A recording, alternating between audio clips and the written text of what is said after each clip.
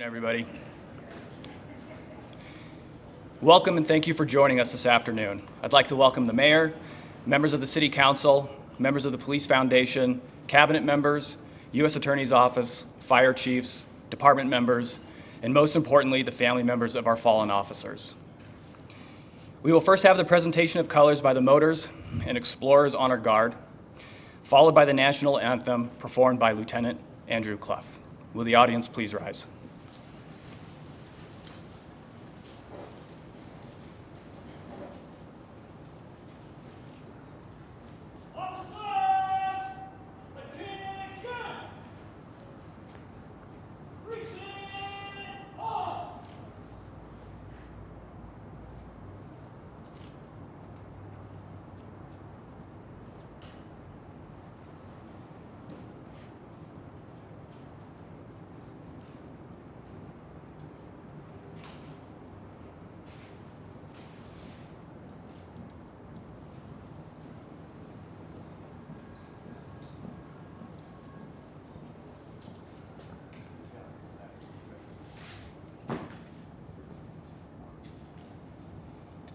Oh, say, can you see by the dawn's early light what so proudly we hailed at the twilight's last gleaming, whose broad stripes and bright stars through the perilous fight o'er the ramparts we watched were so gallantly streaming, and the rocket's red glare, the bombs bursting in air, gave proof through the night that our flag was still there. Oh, say, does that star-spangled banner yet wave o'er the land of the free and the home of the brave?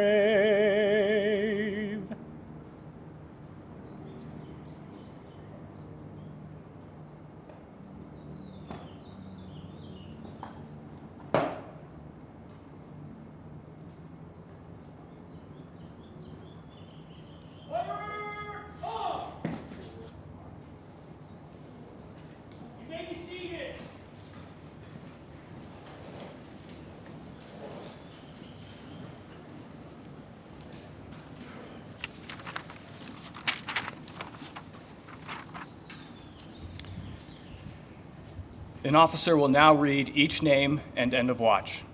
As each name is read, a carnation will be placed in the vase in remembrance by an officer. This will be followed by a 3-round volley, taps, and a bagpiper. Officers.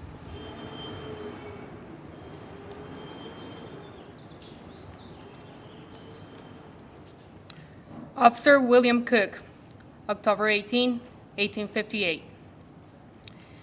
Chief Andrew H. Burt, August 25, 1883. Sergeant Alonzo M. Wilson, April 12, 1894. Officer Charles S. Ford, December 14, 1907. Officer Charles C. Riley, October 5, 1909. Sergeant John H. Johnston, July 8, 1911.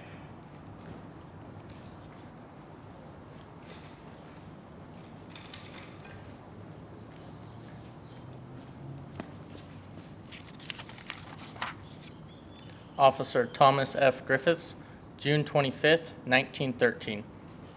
Detective Green B. Hamby, February 8th, 1921.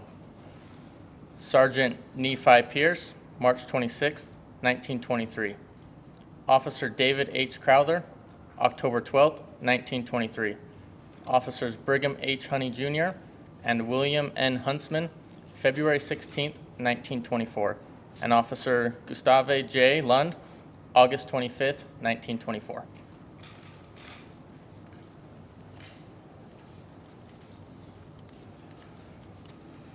Special Officer Roland R. Tanner, September 10th, 1927. Officer Carl J. Carlson, March 9th, 1929. Officer Blaine L. Baxter, September 4th, 1935. Sergeant Thomas W. Stroud, January 5th, 1951. Detective Sergeant Owen T. Farley, May 23rd, 1951. Officer Harold A. Peterson Sr., October 27th, 1954.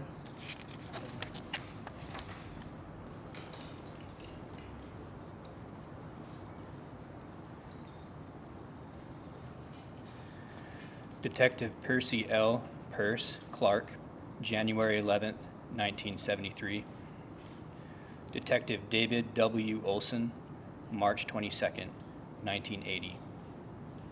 Sergeant Ronald L. Heaps, January 13th, 1982. Officer Michael J. Dunman, July 17th, 2000. Sergeant James E. Ferrone, September 18th, 2001. Detective James W. Colley, March 29th, 2003.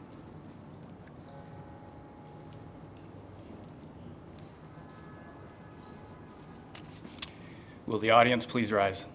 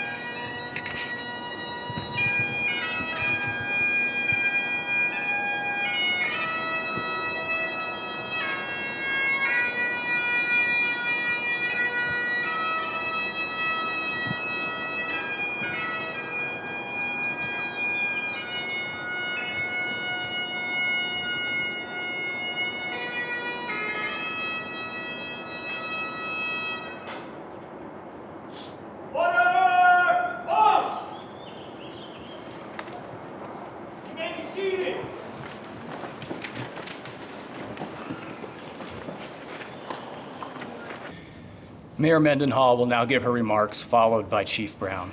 Then Officer and Chaplain Bill Silver will give a closing prayer. Mayor Mendenhall. Thank you. It's an honor to be here, especially knowing that family members and descendants of the 25 Salt Lake City police officers who've been killed in the line of duty since our department began more than 170 years ago. Thank you for being here with us. Like so many parts of this city, our police department has been around longer than our state.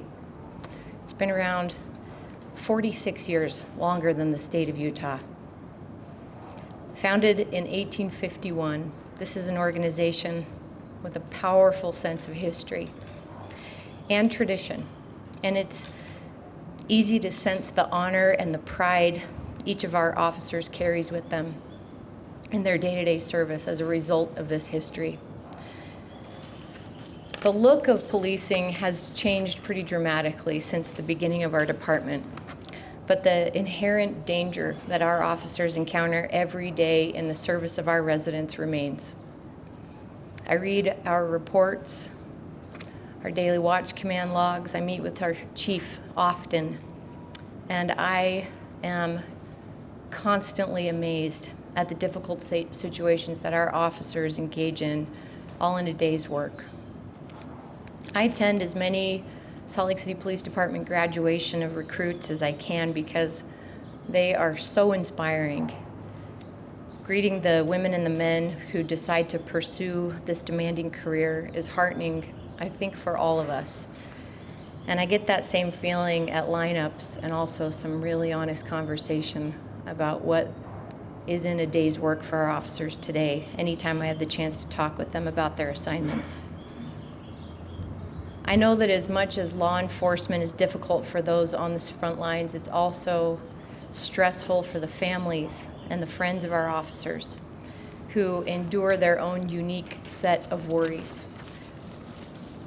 Please know that I value and I appreciate every one of our police department officers and what you do for Salt Lake City. As our city has grown and it continues to, so have the expectations and the needs and the demands from our residents and visitors who come into this city. I'm going to continue to be an advocate for you, to support you as I can, and to honor you for keeping us safe. As hard as memorials can be, they're also meaningful reminders for our department, for myself and my office, our city council members who are attending with us today, and our public of the realities and the dangers that our officers face, that are facing right now out on our streets, every hour of every day.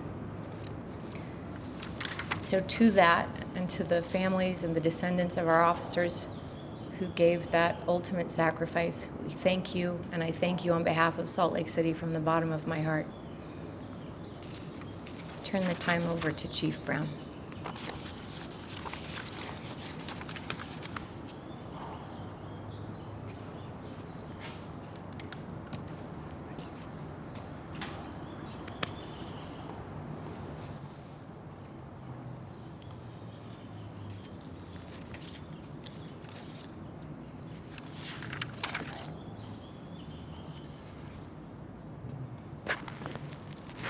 Good afternoon, and thank you for being here.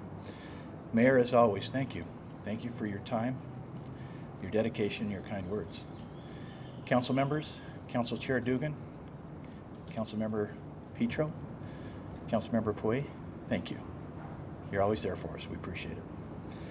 Most importantly, thank you to our officers, professional staff, and to the families of our fallen officers we are honoring today. As police officers, we are the guardians of our community. We respect life and liberty, and we are focused on inclusion. We are guided in our pursuit for justice, equity, dignity, and compassion. When there are challenges, and I want you to know there are many, we rely on our training, our expertise to ensure that we are living up to the highest community expectations. This afternoon, we come together to honor the sacrifices and to reflect on the bravery of our fallen officers who dedicated themselves to protecting our community. The 25 heroes we honor today have made the ultimate sacrifice to keep Salt Lakers safe.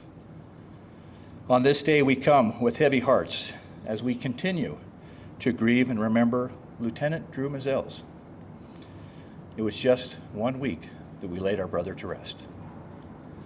Drew's death puts a void in our department and in our police family.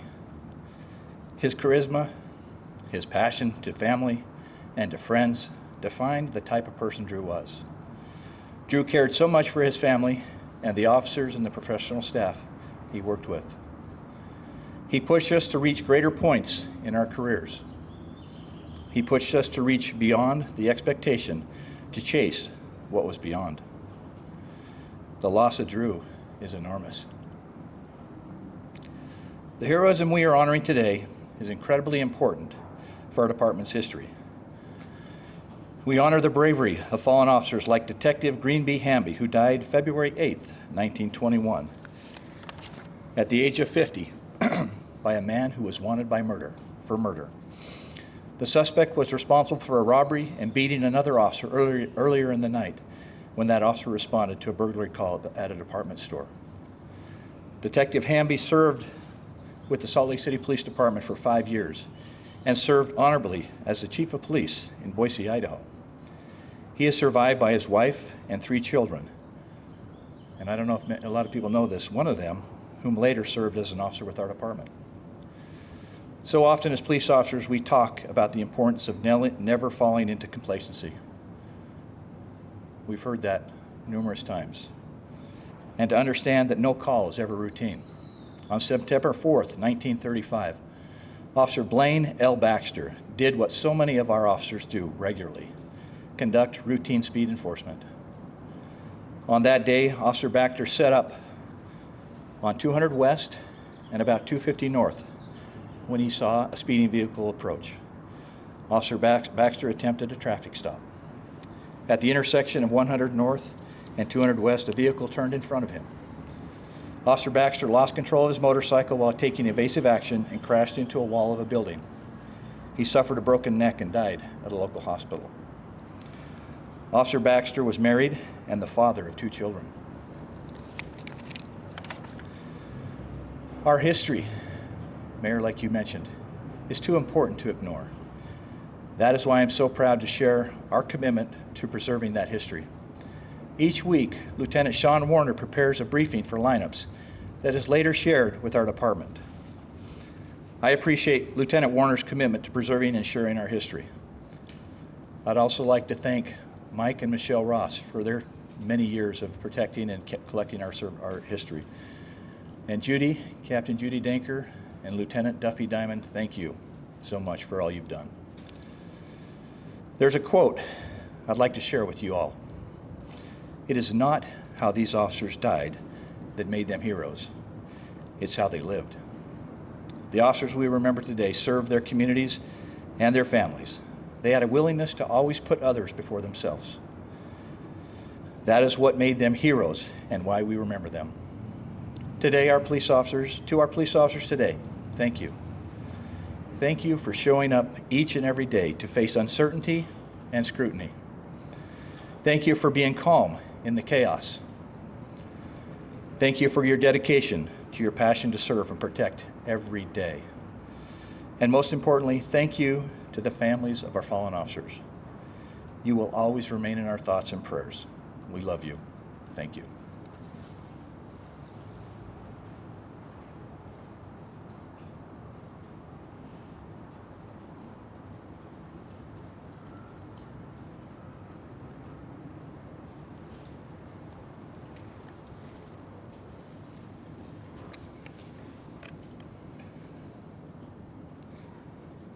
Our dear Father in heaven, we come before Thee this beautiful afternoon to mourn those of our number who lost their lives in the service of their fellow citizens. We thank thee for those family members who have kept their memory alive and joined with us this day. We thank thee for the examples that they led. We thank thee for the privilege that we have to stand upon their shoulders and those that have gone before in our current department. In the power and peace which their examples give us.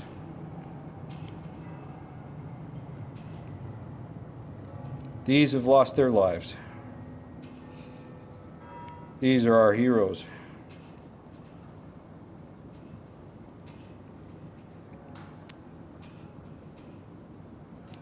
And we ask for thy fortitude and thy strength to abide with us as officers, that we will continue to uphold the tradition they so powerfully set, that we might remember that even though in a moment our lives might be demanded of us, that every day we prove the worth of the oaths we took, that every day we provide help and assistance for our fellow citizens, that they have entrusted us with this authority and power, and that we might wield it well,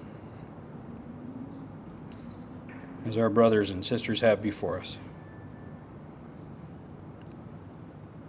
We ask and pray, Father, that thou wilt bless those here who sorrow and mourn with comfort, that they might be uplifted, that they might remember that greater love hath no man than they that lay down their lives for their friends. Whether it be in the moment or whether it be in years of dedicated service, we pray that thou wilt be with us all. We might take further constitution, strength, courage, and encouragement this day to go forth and fulfill our oaths and keep them. Keep the trust which we have been given, that it might be said of us by those generations yet to come, we stand on the shoulders of giants, for surely we do now. And we say these things in the name of thy beloved Son, Jesus Christ, whose pattern we follow. Amen.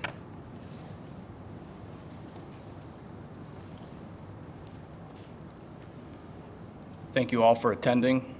Thank you to all those who have served. Thank you to those who are serving, and thank you to all who have lost. This concludes our memorial services.